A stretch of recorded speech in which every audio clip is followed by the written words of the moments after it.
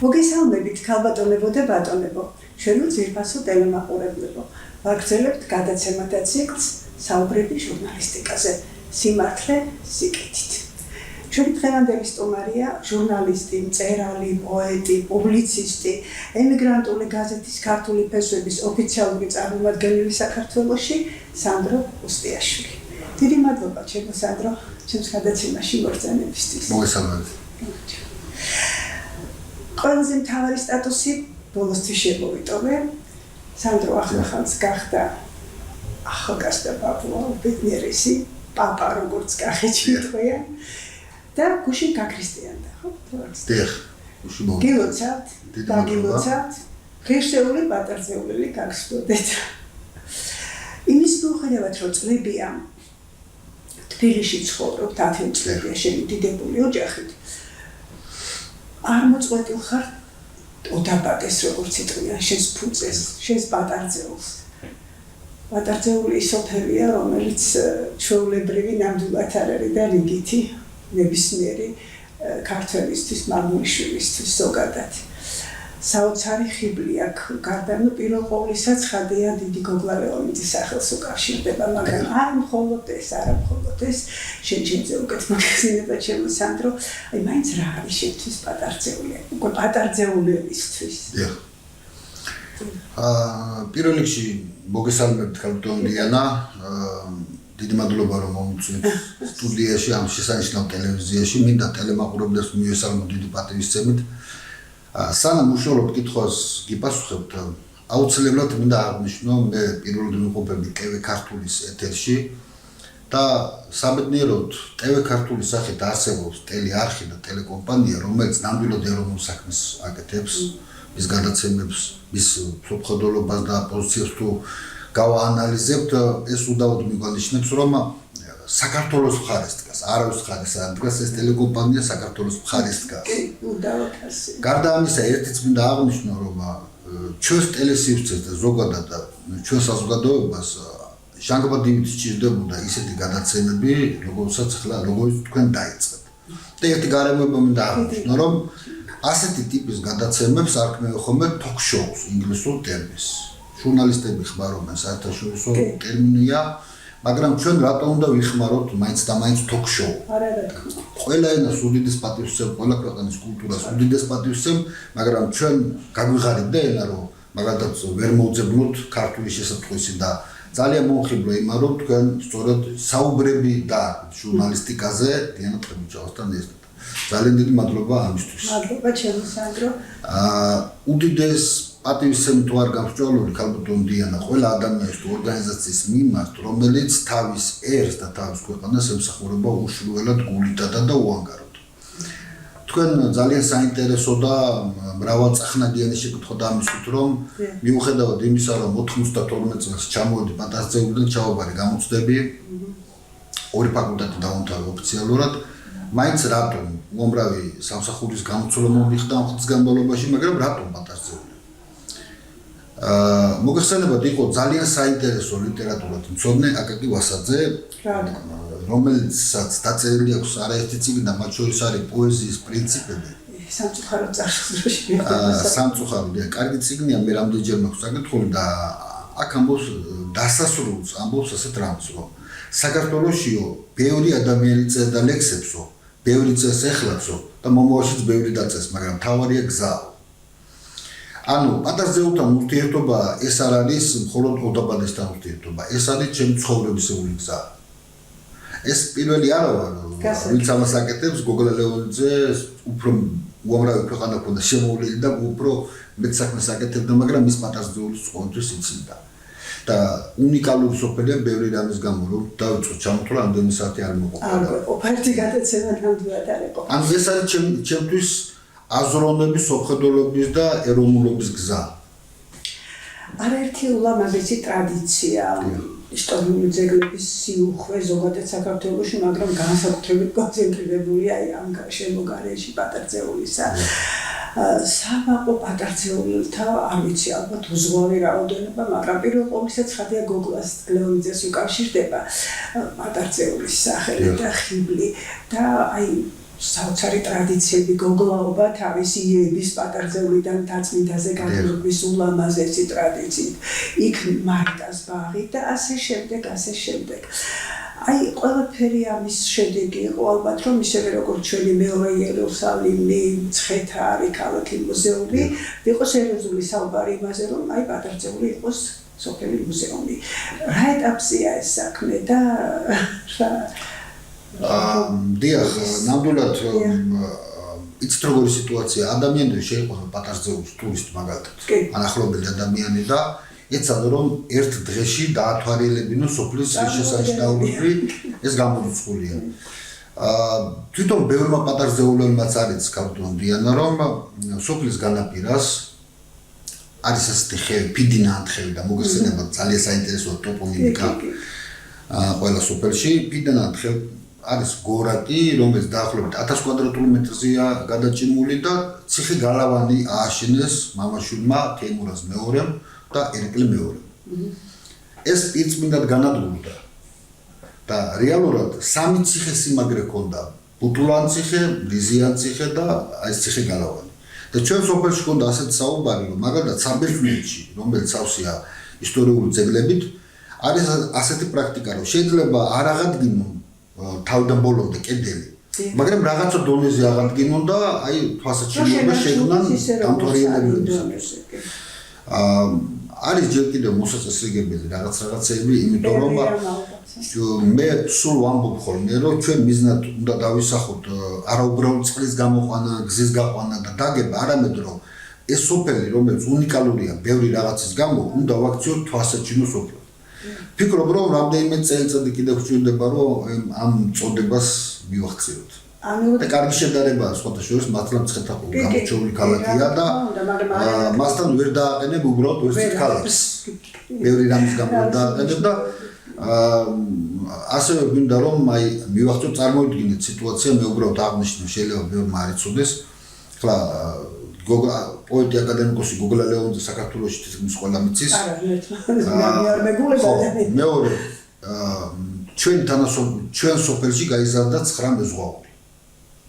მათ შორის ყველაზე გამოცდილი და ყველაზე ცნობილი არის ჩემ მეზობელი და ძალიან უფროსი მეგობარი გელა უნაფქოშვილი, შორეული ნაოსნობის კაპიტანი, რომელიც 52 წელი აქვს გატარებული ზღვებსა და ოკეანეებზე და მან ჯერ კიდევ ძალიან ახალგაზრდა იყო, ალბათ 20 წლის იქნებოდა, რომ დაიწყო ზღვასთან დაკავშირებული სხვადასხვა ექსპონატების შეგროვება და მათ აქვს სრულფასოვანი მუზეუმი, საზღვაო მუზეუმი.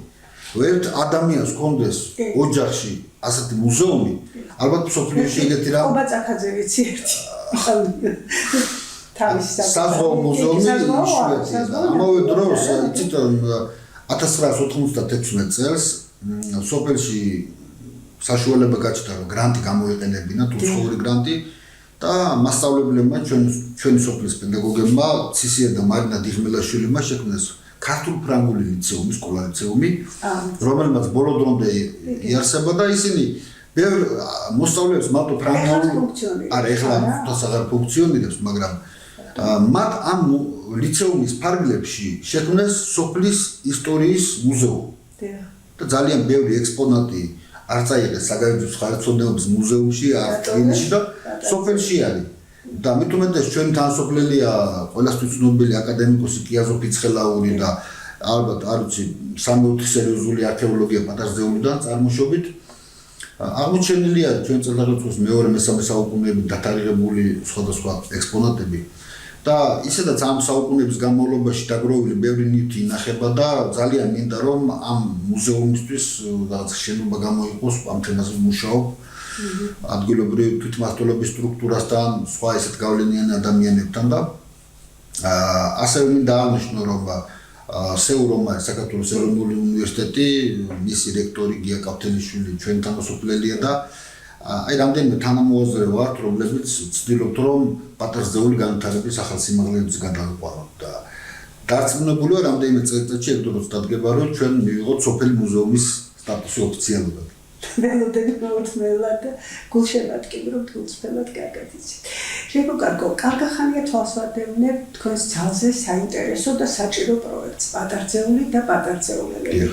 ყველა ეგ ისტორია, რა თქმა უნდა, მე ვკითხულობ შენს Facebook გვერდზე, ბეჭდურ მედიაში, ან სოციალურ მედიაში, ბეჭდურ მედიაში, შენ ბევრ მათგანზე ძალიან საინტერესო გამოკვლევა შემოგთავაზე და გაგვაცანი. როდისთვის უნდა ველოდეთ დასრულებულ წიგნს? ამასაც ხვდები, რომ თითქოს ამოუწურავია, ხო? ერთი შეხედვა რა სადღაც წერტილი დაისმება პირველი. კი, რა თქმა უნდა, ეს იდეა რომ ასეთი კვლევები გაჩენილი იყო, ასეთი კვლევები გაჩენილი იყო, დამებადა 2014 წელს. მოხდა ასე რომ ტელეკომპანია ობიექტივზე გადიოდა გადაცემა ფესვები, რომელსაც უძღვებოდა წარმოშობით ჰერელი გოგონა მარიამ გაჯიშვილი. ერთ-ერთ აი ესეთი ვიწრო წლებში შეხვედრაზე მე ამ გოგონას არ ვიცნობდი და როდესაც სოფელზე ვსაუბრობდი, მითხრა რომ ხომ არ შეიძლება რომ მოხვიდეთო და ჩვენთან მოგიყვოთ პატარძეულზე. კი ბატონო. კი, ობიექტივში რომ ვისულიყავი და მე გადავურეკე ჩემს რამდენიმე ახლობელ ადამიანთან და ვკითხე რომ აი ცნობილი პატარძეულელები გადა ვასუყუშტაშვილისა, გოგლა ლეონიცე კიდე ვინ არიან და ჩამაწერი. ზოგი მე გავიხსენე და ერთი გვერდი და მეორე გვერდის მესამედი გამოვიდა მათ სახელდა გვარები და იმათი წოდებები რომ ჩამოვთვალე. და როდესაც დავიწყე წაკითხვა ამათ სახელის და გვარების წაკითხვა რომ დავიწყე გადაცემაში, დაიგე ერთმა ხანშესულმა ქალბატონმა და თქვა რომ შვილო მე მარტო გიორგი ლეონიძე მეგონაო. ეს რამდენი ყოლია თუ ზოგ რაიონს აკავს მაგდენია. შემდეგ როდესაც გავაგრძელე ამ წლების განმავლობაში ეხლა აღარ მახსოვს 6 თუ 7 თაბაკის ფურცელი არის, აი უბრალოდ რომ წარმოვიდგინოთ. გარდაცვლილებით ძალკე. კი, გასაგებია.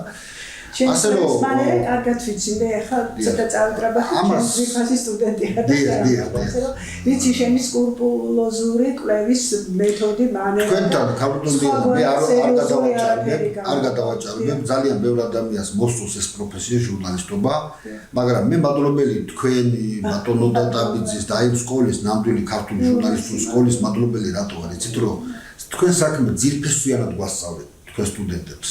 სიღრმიდან გვასწავლე. ერთია რომ კალამი გემარჯობა, მაგრამ იმ კალამს შეიძლება ბევრნაირი ტექსტი დააწერო, მაგრამ ნამდვილი ჟურნალისტიკა გაიგო ესეთი ადვილი არ არის. ამიტომ აი მე ესეთი გარდა ცნობილი ადამიანებისა პატარძეულის ისტორია სავსეა ძალიან მნიშვნელოვანი ისტორიული ამბებით.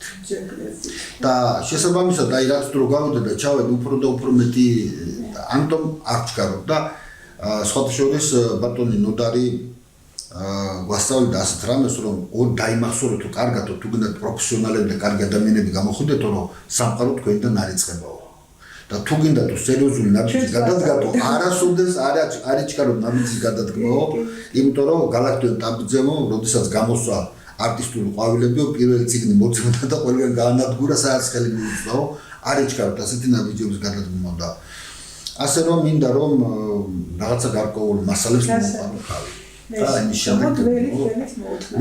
მე ვარ ბედნიერი ადამიანი ჩემს ჯგუფელებთან ერთად რომ ერთდროულად მასწავლდნენ გალაქტიონ ტაბიძის ძმისშვილი და გიორგი ლეონიძის ძმისშვილი ეს არის უდიდესი ბედნიერება მე წინათაობის თანაკურსელებთან ერთად ვარ ამაყინავდით და ბედნიერიც ალბათ იმიტომ რომ რაღაც გადმოდის იცით ის მადლი უეჭველად გადმოდის ოჯახზე ხო გადმოდის და სტუდენტებზეც მოწაფეებზეც მოდის რაღაცნაირად ეს სინათლე და ჩვენ უნდა შევინარჩუნოთ ჩვენს უკვე ჩვენს მომავალში შენს პატარა სანდრიკოში და ასე შემდეგ ქართული ემიგრაციის ახალი ტალღაჩვენია პატარა ერის ძალიან დიდი ტკივილია. რატომღაც სიტყვა ემიგრანტი უმრავლესობაში აღიქმება როგორც აი ხელმოცარული თუ არა რაღაცა უსახსრობისა და შეჭირვების გამო წასული ძიძად წასული ადამიანი მოხუც რომ მოვლის უამრავია ასეთიც და ეს მართლა ძალიან დიდი ტკივილია მაგრამ ჩვენ ვიცით რომ ძალიან ბევრი ჩვენი თანამემამული არის ძალიან სერიოზული საქმით დაკავებული უცხოეთში შორს გააქვს ქართული მეცნიერების, ქართული კულტურის, ქართული ჟურნალისტიკის სახელი არა და აი ერთ-ერთი შენი პატარძეული და პატარძეულელების პერსონაჟი ქალბატონი ნინო სიბოშვილი გახლავთ ერთ-ერთი მათგანი რომელსაც აი არ არის ის პროფესიით ჟურნალისტი, ხო? მაგრამ მონდომებული ადამიანი ნიჭიერი განსწავლული ქალბატონია და აი უცხოეთში არის სხვა პრეცედენტებიც, მე დიდი სიამაყეჩემია ვთქვა, რომ გერმანიაში მყავს ჯიმი ბედიანაშვილი, რომელიც რამდენიმე გაზეთი დააფუძნა ქართული, პატარა საქართველოს შექმნა გერმანიაში, იძულებით არის წასული პოლიტიკურ ნიადაგზე თავის დროზე და მე უკან დაბრუნება ცოტა ჭირს ხოლმე დღესებს რო გაიგებს, თუმცა მე ვიცი რომ დღესაც ოცნებობს დაბრუნებაზე. აი თქვენს ნინო სიბოშვილს დავუბრუნდეთ. ახლა ფესტივალის იუბილე ახლოვდება. ხო? საკუთრად ენერგიული, საოცრად მამულიშვილური განცდებით სავსე ქალბატონი და აი ეს უშენიერესი გაზეთის რამდენიმე ნომერში და აი აქ არის მისი ფოტო დაბეჭდილი, შეიძლება ეხლა ეს კარგად არის. კი, გასაგებია და ახლახანს ვნახეთ ცნობა მის გვერდზე, რომ ნიუ-იორკის ერთ-ერთმა წამყვანმა გაზეთმა ინტერვიუ ჟურნალმა უკავშირდებათ, კი და ყდაზე არის მისი ულამაზის ქალბატონია, მის თითოეული იყო სასიამოვნოდ გაოცებული ამ ფაქტით და აი იტალიაში გამოდის ეს გაზეთი. ამერიკელებმა უცხოელზე დაბეჭდული ესეთი პატივისცემაზე დაფუძნებული მე იყო სურპრიზი, რომ გარეკანზე იყო მისი დიდი ფოტო და ამ სიხარულს გვიზე არის. თავში ხოცავენ ამერიკაში, რომ როგორმე პატარა ინფორმაცია მოხდეს მასზე და ამხელა ვებერტელა ინტერვიუ დაიბეჭდოს და მოლენა არის ეს. სასიამოვნოდ გაოცებული იყო. აი ძალიან მინდა რომ აი ამ გაზეთის თაობაზე ოფიციალურ წარმომადგენელი ხარ საქართველოში ამ გაზეთისა და მინდა მისი დაარსების ისტორია მოკლედ რამდენადაც ჩაეტევა ჩვენს ფორმატში. კი ბატონო, შევეცდები მოკლედ და მოახლოებული იუბილეზე ამ გაზეთს. ქალბატონ ნინო სიბოშვილს მე ვიცნობ ბავშვობიდან პრაქტიკულად ერთ უბანში მისწრდებოდით და აი მოზარდობამდე პატარძეულელია დიახ მანდ პატარძეულელია მას სკოლა დაამთავრა ქალაქ რუსთავში დიახ და შესაბამისად როდესაც სკოლა დავამთავრე და წავედით ჩვენ გზაზე მე აღარაფერი აღარ ვიცოდი ნინოსიტო მე რუსთავთან შეხება არ მქონდა და ძალიან გვიან სხვათა შორის ამ ერთ-ერთი თვის წინ შემთხვევით გადავიკვეთეთ რომ გავიგე რომ ვიღაც გვარად სიბოშვილი ამ მისი ფოტო ნამუშევრები აბრეშუმის მუზეუმში უნდა გამოფენილიყო მივედი გამოფენაზე მივედი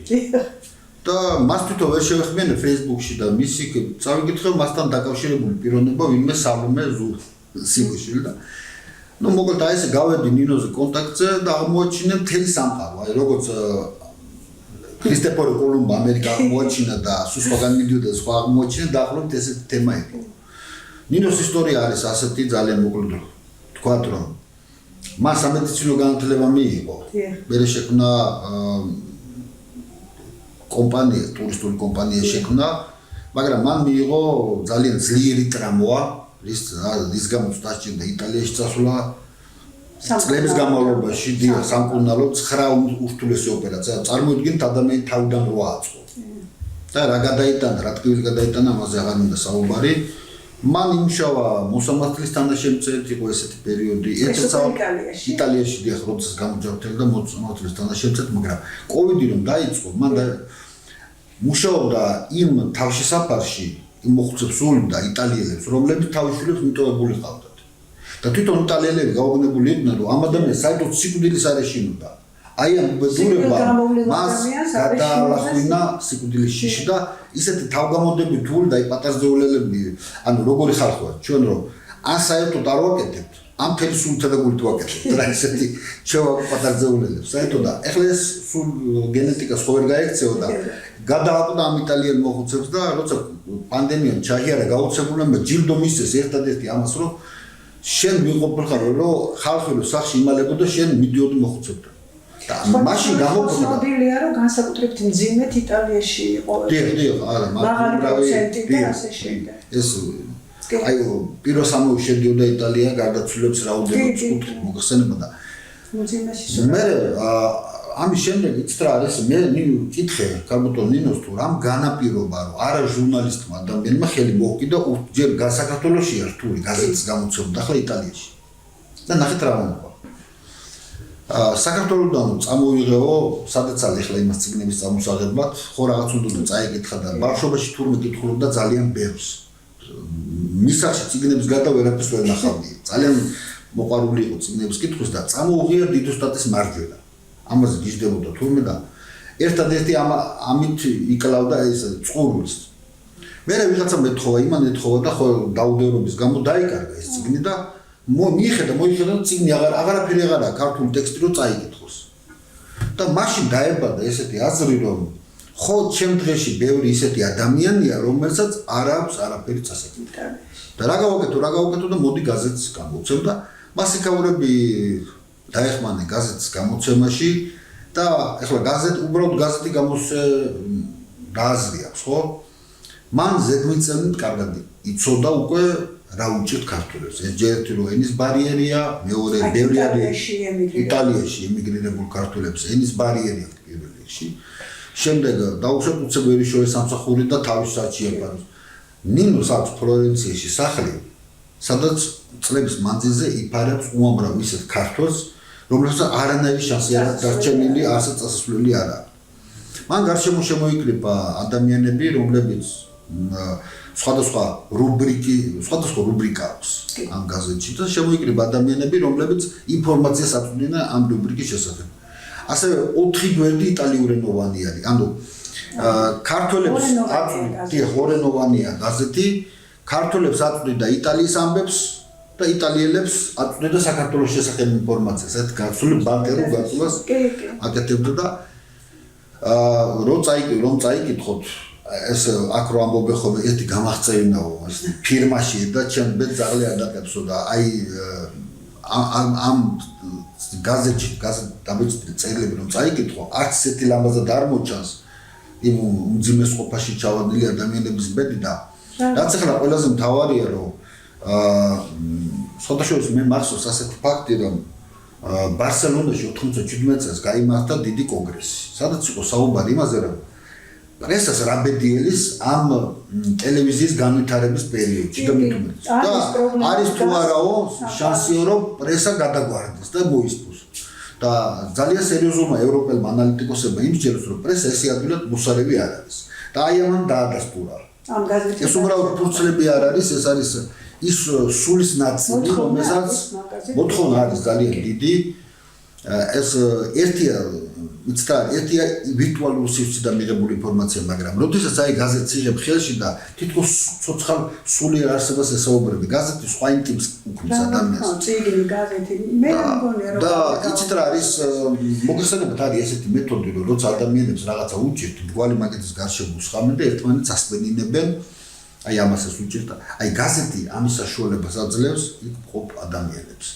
და ეხლა 18 აპრილს ჩატარდება საიუბილეო საღამო და ჩვენ მე გავაჟღერებთ ჩვენ გვაქვს სერიოზული გეგმები გვინდა კავშირზე გავიდეთ სხვა ქვეყნებთანაც ეხლა ამერიკაში ალბათ მაგნიზმით არის იმიტომ რომ ამერიკაში ვრცელდება დია სხვადასხვა იქ არის twistone media ჰოლდინგი არის ბატონ ნიკოლოზ ჩხეიძე არის საქართველოს სათვისტომის ხელმძღვანელი მან ძალიან თბილად მიიღო ნინო და იქ არის მედია საშუალებები იქაც არის და პირველ რიგში მისი მიზანია რომ ეს გაზეთი ამერიკაში გაიტანოს და მეორე ის თანამშრომლობს ამ ჰოლდინგთან, მედია ჰოლდინგთან, ბატონ ნიკოლოსთან და ასე რომ იტალია და ამერიკა დააკავშირა ერთმანეთთან და ეხლა ანუ ჩვენ ორი განზომილებით ვფიქრობთ რა პირველი რომ სხვადასხვა ქვეყანაში მცხოვრები ქართველები დავაკავშიროთ ერთმანეთს და ემიგრაციაში მყოფი ქართველები ყველას დავაკავშიროთ და ერთმანეთის ჭირი ხენი გავიზიაროთ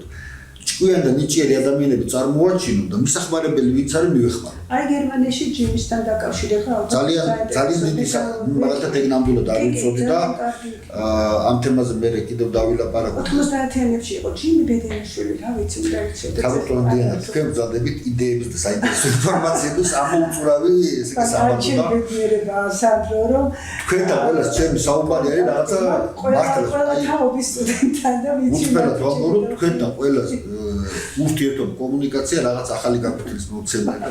პოზიტიურობესი. ამიტომ მიყვარხარ ძალიან. ჩემი ფუნქცია ეს არის, პედაგოგი. ისე როგორც მე არ მეგულობ თქვენ. ხო და აი მე ხა გამიშდა ამ წუთში ეს იდეა რომ რაკი ამას ცდილობს ჩვენი ნინო ჯიმი არის საუკეთესო გერმანიის თვალსაზრისით ამ კონტაქტებისთვის და ჩვენი ქართული მე უკვე მოვსინჯე ჩემი ნაცნობები ვინც მყავს და რადგან ბატონ ჯიმის აქვს უკვე გამოცემული გაზეთები ჩვენ დიდი სიამოვნებით გავალთ მასთან. კი მე დაგაკავშირებ და ალბათ ძალიან საინტერესო თანამშრომლობა გვექნება და ბოლოს აი მე ასეთი რამ წავიკითხე ნინოს ახლა გავიცანი შენი წყალობით რისთვისაც მადლობას გიხდი მიყვარს მოღვაწე და მამულიშვილი ადამიანები მithumეტ როცა საზღვარგარეთ ცდილობს გაიტანოს ქართული სული ქართული ჰესი იქ ჩარჩენილ ადამიანებში აღორძინოს ეს განცდა ხომ რაღაცა იმედად გაუხდეს მათ და ასეთ რაღაცას წერს და მივხვდი იცით რომ აი რასაც შეგეხავ რას გვიამბობ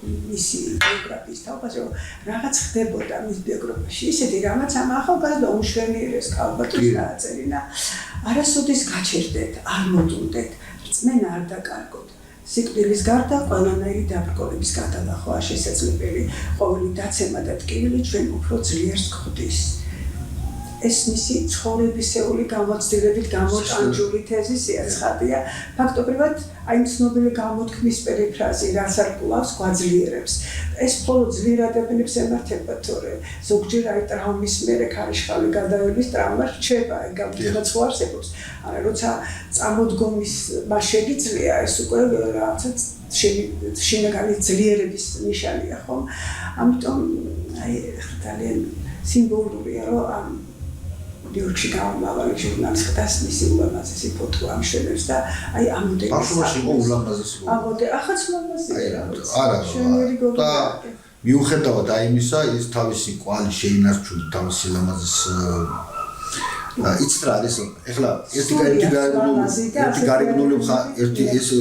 გარეგნული მხარე წლებს თავისი მიაქვს ეს მაგრამ ყველაზე მთავარი რა არის ეხლა მე ხوان კალკულონინო რო ვიყო ამ საიმბილო საღამოს წაყვანი და შესაბამისად მე მუშაობდი სცენარზე ნინოს გარეშე ჩატარდება თბილისში ნინოს გარეშე მე ნინო ჩაერთვება პირდაპირ ეთერში არის მაგის საშუალება მოხსენებოდა და მუშაობდი სცენარზე და ბევრი მასალას გავეცანი და რომ წაიგეთოთ კალკულონიანა თუ რას წერს მისი დედა კალკულონი მარინა ქარსაულიძე სიმბოშვილისა თავის წერილში დედის წერილი ემიგრანტ შვილს.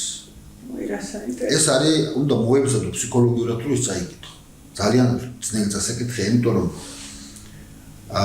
წარმოუდგინეთ ადამიანი, რომელსაც მარცხენა ხელი არ უმუშავებს. იყო ეგეთი მომენტი, აი რომ კურნალობდა კალკულონიაზე საუბარი, როდესაც კურნალობდა მარცხენა ხელი არ უმუშავებს. მდგომარეობა წარმოიდგინე. დედა აღწევს ამ პროცესს, რომ ის მაინც როგორც ცდილობს, რომ რაღაც ორი კაპიტი შეოსო შვილებს მოაწოდოს. ფული და უზარმაზარი ტკივილი იმის მიუხედავად რომ ენ თავწერილი ტკივილები გადაიტანა პირდაპირ ჩართების დროს და საუბრის დროს შვილო ყოველთვის ცდილობდი რომ ჩვენთვის არ გეგრძნობინებინაო თუ რამხელა ტკივილი და ამხელა ვაშკაცობა და აი ამხელა გამძლეობა არის გამოუწევი და რო ადგა და გამოვიდა მდგომარეობიდან დაიწყო ის იმ მანამდე შევაკეთებდა და უფრო მეტი სიკეთის გაკეთება დაიწყო და ჩავთვალოთ რომ ეს გაზეთი არ არის თქვენ როდესაც ბრძანებთ რომ არისტოტელესოვი სიმართლის დამკვიდრება სიკეთის სახელით ეს არის სიკეთის დამკვიდრება პირდაპირ სიმართლისა და სიკეთის დამკვიდრება და ჟურნალისტიკას სხვა ფუნქცია არ აქვს ჩემო სანდრო ის მედლის მეორე მხარეა ბნელი მხარე ეხლა რომ ეძახიან მედიას ხო აი რა შეეხება ახლა ძალიან მესიამოვნდა შენი შეეხება იცით რა არის ყველაფერთან ერთად ეს გამძლეობა ერთია ჩვენ სხვადასხვა საქართველოს ბევრი გადავიტანეთ ეხლა გამძლეობის თემა ჩემთვის ცნობილია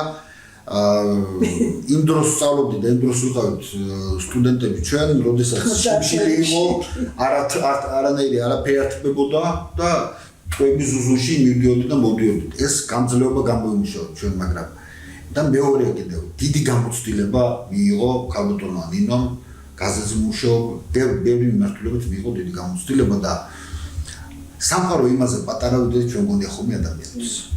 და ერთობლივი ძალისხმევით ჩვენ შევძლებთ ბევრი პრობლემის გადაჭრას. აი გაცაცალ გიზო ნიშნიძის რა ვიცი ეს ცხოვრება ვაუხეთიელებს კი რა დირექცია კი სხვათა შორის აი ერთიანობა და მართლაც მე ამ გაზეთს უწოდე ერთიანობის ქართულთა ერთიანობის სიმბოლო იმიტომ რომ ქართული ფესვებია სხვადასხვა ნესო ჩუბინიძე არის ამის ალაზა ნათლი ამ გაზეთის კი ფესო თვითონაც თავისუფლად ძალიან საინტერესოა ძალიან ეროვნული ადამიანია სიყვარულის დღე კი ბესო არის სასწაულად დადებითი და ეროვნული ადამიანი და ქართულ ფესვები ეხლა ამაზე უფრო ამომწურავ და ეხლა იდეა გამიჩნდა რომ სტუდიაში კი ბატონო და მართლა ძალიან საინტერესო პიროვნება სიკეთით სავსე კი დიდი სულთა და გულით გიწევთ ჩვენს საიუბილეო ღონისძიებაზე იქნება ძალიან ემოციურიც და იქნება ძალიან ინფორმაციულად დატვირთული დანარჩენს იქ მოგახსენებთ მე მინდა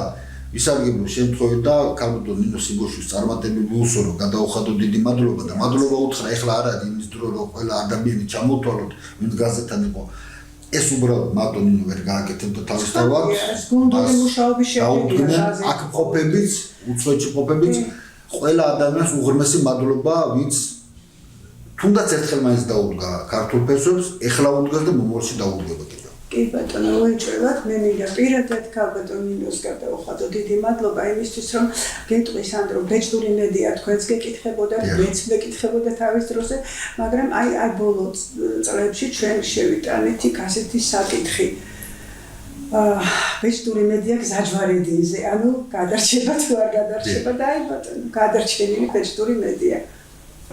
გადარჩენილი ბეჭდური მედია ერთი ძალიან კარგი ფაქტი და დიდი მადლობა ამ ფაქტისთვის ქალბატონ ნინოს ხნეობა და ყველა სიკეთება სხვადასხვა ერთი რამ მინდა აღნიშნო მინდა ვისარგებლო შემთხვევით და აღნიშნო ერთი გარემოება რომ საგარეჯოს რაიონში გამოდის გაზეთი გარეჯის მაცნი კი ამ გაზეთს მინდა შევეხმიანო კი ბატონო მას ყავს არაჩვეულებრივი რედაქტორი ქალბატონი თინათი მილაური რომელსაც ჟურნალისტიკის ფაკულტეტი აქვს დამთავრებული და სულგული ჟურნალისტი როა და თავის საქმიანობით იყო იურის განთიადი მერე კახეთის კარიბჭე დაერქვა იმ სტილზე კახეთის კარიბჭე დაერქვა და ეხლა გარეჯის მაცნე ქვია ეხლა გრადაციები განიცადა მაგრამ ერთი შინაარსიეთი და იგივეა ის ასახავს პრაქტიკულად მთელი რაიონის ცხოვრებას და წარმოვიდგინეთ როდესაც უამრავი გაზეთი დაიხურა სხვადასხვა მიზეზის გამო ამ გაზეთმა შეინარჩუნა თავისი არსებობა დაისახება და იცით რა არის ისეთი თბილი წერილები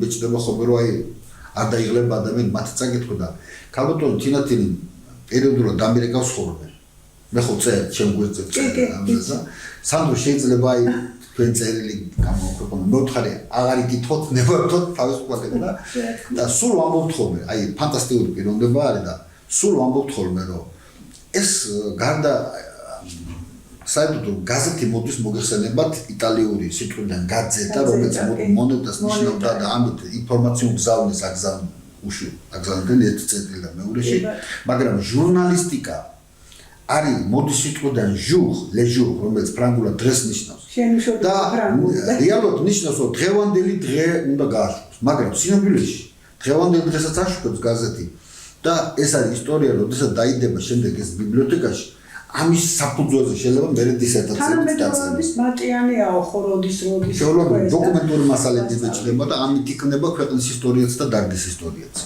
მე მინდა და აი მაგალითად ბორჯომში გამოდის გაზეთი და მინდა რომ საქართველოში რაც გაზეთები გამოდის დიდი წარმატებები უსურო და ინტერნეტმა არ შეაშინოთ ეს გაზეთები არ უნდა შეაშინოთ, იმიტომ რომ აი ცოცხალი მაგალითი იმისა, რომ ადამიანებისთვის იმედად იქცა ქართული ფესვები იტალიაში, ამერიკაში, მე იმედი მაქვს ახლო პერსპექტივაში გერმანიაშიც ბატონი ჯიმის აუცილებლად ძალიან მნიშვნელოვანი ინფორმაცია არის. გაზეთს თავისი ფუნქცია და ადგილი ექნება ყოველთვის ადამიანების ცხოვრებაში მე დარწმუნებული ვარ, არ შეუშვიან ერთმანეთს ხელს. ჯერ კიდე რადიო რო შემოდიოდა მაშინ იყო ამაზე ლაპარაკი, რომ ბეჭდური მედიის დრო ამოიწურა, რომ აი რადიო ყველგან მიდის და ეს მაინც შეზღუდულია, მაგრამ ასე არ არის. ბეჭდური მედია თავი ხარისხი და შინაარსი ჩემო სანდრო შენ არ გესწავლება ეს უკვე კარგად იცი. ასე რომ წარმატება უსურვოთ ჩვენს ყველა კოლეგას მსოფლიოს ყველა კუთხეში, მით უფრო ვინც ქართულ ფესვებს ელოლიავება და აღორძინება ცდილობს მისასიკ. იმავე ემიგრანტი ქართველების იმედად და ჩვენს მშობლიურ მიწაზეც აქაც და პერიოდულად ეს საუბრები ჟურნალისტიკაზე მაგისტრის არსებობს, რომ ჩვენ ამაზე სხვადასხვა ადამიანების აზრი მოვისმინოთ. კარლტონ დიანა, როდესაც თქვენი პირველი ჩანაწერი ნახე, რა გამახსენდა და ეს აუცილებლად მინდოდა მეთქვა, არ ვიცი პირად საუბარი იქნებოდა, ეხლა მეძლევა საშუალება. მოგეხსენებათ ერთი ძალიან საინტერესო ისტორია დაკავშირებული ნიკოლა პიროსმანთან, რომ როდესაც მიშელ ლედანტიუმ აღმოაჩინა პიროსმანის ნამუშევრები, გაუმართეს საღამო, აქ ეს ადიდეს მანამდე ვერ ამჩნევდა და უთხრეს ნიკოლაო, რას ვისურვებდიო? არაფერს არ ვისურვებდიო, სამოვართან დავსხდეთ ხოლმე და ხელოვნებაზე ვისაუბროთ.